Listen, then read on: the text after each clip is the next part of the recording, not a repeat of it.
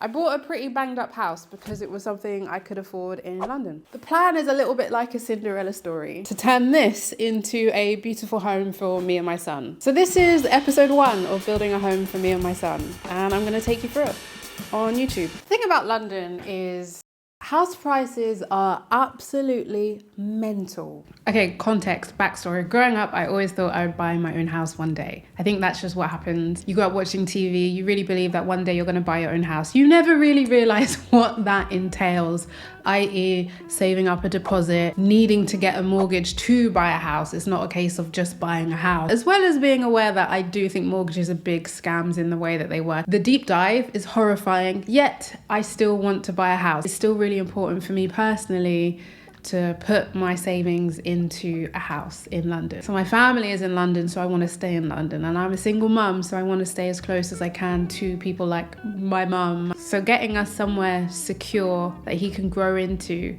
consistently is so important to me. This house is by good schools, good park, nice neighborhood, really nice neighborhood. But the cost of doing that was to buy a place that looks like this. But I have to say, I'm very excited to turn this into my home. Paint the walls and get the floors I like. Just turn it into a real home for me and my son as he grows up. I can put a magic spin on it, and that is something really special. Like something that I get excited about. Oh, I'm making a home. So as daunting and as scary as this is, and let me tell you, I have found it really overwhelming. I'm also really excited to turn this into a home. And this has been sitting like this for a couple of years. So I'm bringing life back into kind of like an abandoned house. I'm bringing you with me. This is gonna be a roller coaster, okay? This is gonna be an emotional roller coaster. So join me on my emotional roller coaster. First, I'll start with a tour. The first room this is actually the living room. The walls have been fallen apart. There's actually a hanger here. I'm not going to touch it because it's dusty with cobwebs. I'm not going to do that. This is the living room. The hardwood floors are still here. I actually think I'm going to repurpose those because I'm also extending, so I need new floors. There's a fireplace. There's the old boiler cupboard. I am actually getting rid of the fireplace because I think on camera this place looks bigger than it is, and it's not very big. I just think it's taking up space I don't need because I'm actually extending out to give myself more floor space to have a kitchen, living, open plan living space. So envision it. This is the open plan living space, okay? You need some creativity to kind of see that. Once you come out of the living room, you've got the staircase, and then you've got my kitchen. So this is actually the kitchen. This is not... It's kind of a kitchen. I mean, I guess it once was a kitchen. I'm getting rid of this wall. I have done some digging to find out where the foundations of the house are. So the purpose of digging to find the foundations of the house is because the loft has really short ceilings, and I want to expand that ceiling height because I want to do a loft conversion, and I don't want to be in the loft hitting my head on things. So one of the cost-effective ways to do that was to increase the ceiling height of the room from below. So because the foundations of my house are really low, I can actually go down a little bit and then bring the ceilings down so the loft has a taller ceiling height. I hope that makes sense, and I hope I explained it right. I believe that's what I'm doing, but this is a first time experience for me, so but I believe that's what the plan is. The thing that I really loved about this place is that it has so much light. It just catches light, and I love light. I am drawn to the light. Light makes me happy. I think some people like to be more like in darkness. I like a bit of light. As a north-facing property, this gets some really good light, like shockingly good. So good I bought this place. So then when you come up the stairs, audio cut off, and I actually don't understand why it cut off at this point. This is what happens when you film yourself. Once you come upstairs, you're first greeted with lots of windows and the bathroom. The bathroom is not much to look at. In fact, it's incredibly moldy, and there is the hole in the ceiling where you can go into the attic. I've actually not been up there yet. I have had full surveys done, so I know that there's nothing like asbestos or anything like that in there, but I've not ventured up there myself yet. I don't really plan to until I'm with people, basically.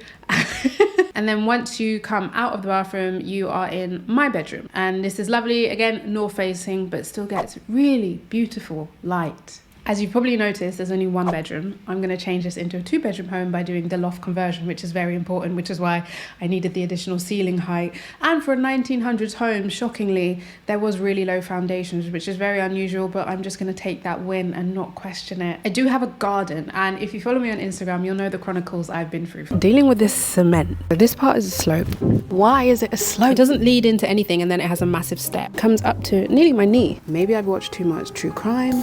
What is under here? I know you're thinking, why would you want to deal with a garden? So because this house has been so untouched, I actually need to get in the sewage, the pipe, and I need the framework of the house, find out what's under this cement. This is a 1900s house. Clearly hasn't had much work done to it. Why did someone decide to cover the garden in cement? Because I don't get it. The last 3 months, I've been trying to get concrete out of my garden because the whole garden was covered in concrete, and I really couldn't understand why. And there were a lot of different theories on my Instagram, from it being a World War II bomb shelter, it just being used to cover up rubbish, debris, just random stuff, and also an option for maybe flooding, or maybe because the person who owned the house before didn't want to have to maintain a garden, so they just covered it in concrete. Either way, I don't want a garden full of wriggledy-higgledy wonky concrete. I like greenery, and on top of that, for my extension, I don't want to build on top of the concrete because then I'm losing an enormous amount of ceiling height because it's upper level,